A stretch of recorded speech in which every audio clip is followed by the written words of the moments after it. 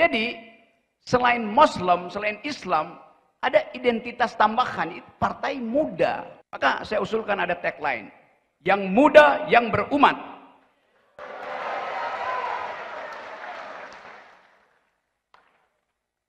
Umat artinya memihak rakyat. Dasarnya itu. Tanpa umat, republik tamat.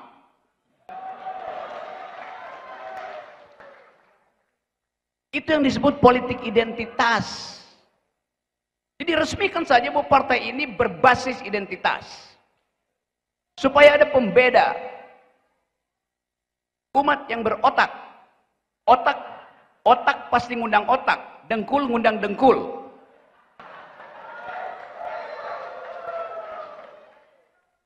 Nanti ada partai yang mulai nyinyir. Rocky Gerung non-muslim ngomong di partai muslim. Itu artinya partai dengkul karena takut mengundang saya. It's okay. Saya non-muslim, tapi saya akan berkampanye untuk partai umat.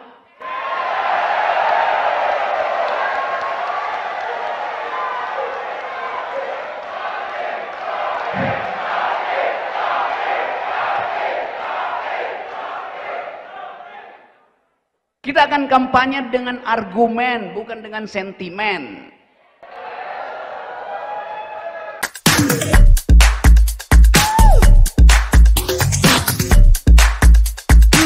Ya, siapa yang tidak mengenal seorang Rocky Gerung?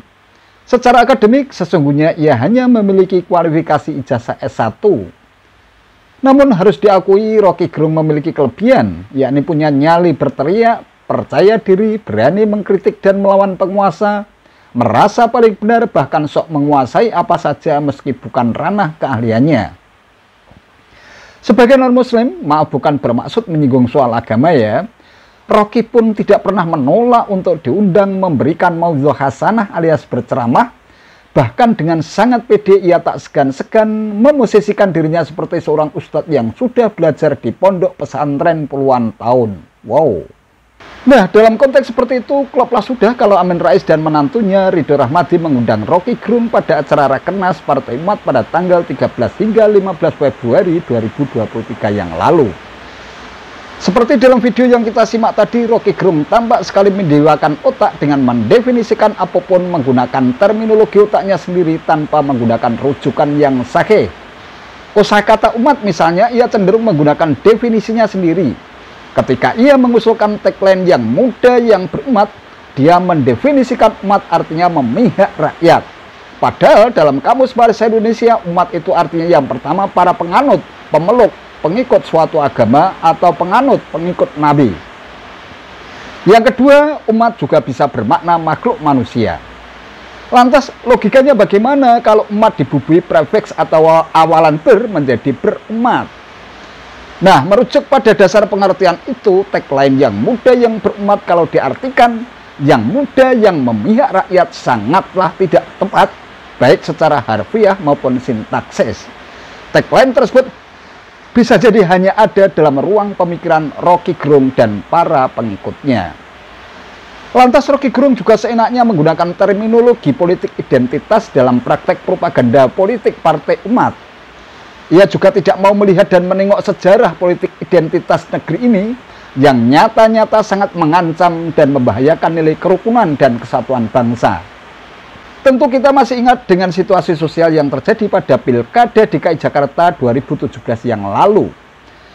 Menurut Burhanuddin Muhtadi, fenomena politik identitas dengan populisme agama akan menjadi ranjau bagi demokrasi negara ketika digunakan oleh pemimpin yang tidak cakap. Politik identitas akan menggiring opini publik bahwa orang yang tidak beridentitas sama dengan mereka tidak pantas untuk menjadi pemimpin.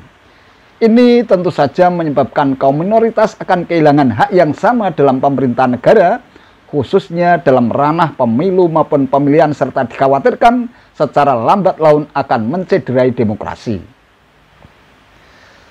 Politik identitas, dia sadari atau tidak, telah membuat nilai-nilai kebinekaan dan kemajemukan negeri ini tercerai-berai. Pembelahan dan segregasi sosial begitu nyata kita rasakan.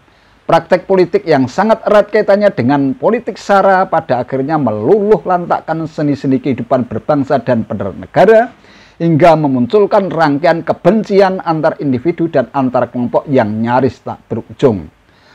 Dalam konteks demikian sangat tepat apabila Bawaslu dengan tegas memberikan ultimatum kepada parpol yang menggunakan politik identitas sebagai bagian dari propaganda politiknya. Ketua Badan Pengawas Pemilu atau Bawaslu Rahmat Bagja seperti dikutip viva.co.id Sabtu 18 Februari 2023 pun sangat menyesalkan pernyataan partai politik yang ingin menggunakan politik identitas. Menurutnya, politik identitas adalah permasalahan besar saat penyelenggaraan pemilu 2019 yang lalu. Kami sejak mulai awal Bawaslu berdiri adalah lembaga yang anti terhadap politisasi SARA. Oleh sebab itu, jika ada yang menggunakan itu akan berhadapan langsung dengan Badan Pengawas Pemilu. Tegas Bagja di Jakarta pada hari Jumat 17 Februari 2023. Selain politik identitas, Bagja juga mengingatkan partai politik jangan melakukan sosialisasi atau kampanye di tempat-tempat ibadah. Menurutnya, kampanye di tempat ibadah ini juga menjadi persoalan besar. Jangan sampai nanti pada saat kampanye kita akan lihat tempat ibadah A, capresnya A, tempat ibadah B, capresnya B. Apa yang akan terjadi dengan kerukunan kita ke depan kalau banyak orang yang melakukan kampanye melalui politik identitas, politisasi SARA, dan politisasi lain-lain. Politisasi identitas akan mendukung politisasi SARA, tegasnya. Menurut Rahmat Bagja, Undang-Undang Pemilu juga sudah jelas mengatur adanya larangan penggunaan instrumental SARA atau politik identitas sebagai sarana dan alat mensosialisasikan diri atau mengkampanyekan diri. Saya rasa teman-teman Bawaslu bisa memberikan teguran atau peringatan melalui surat peringatan bahwa yang begitu nggak boleh atau dilarang undang-undang.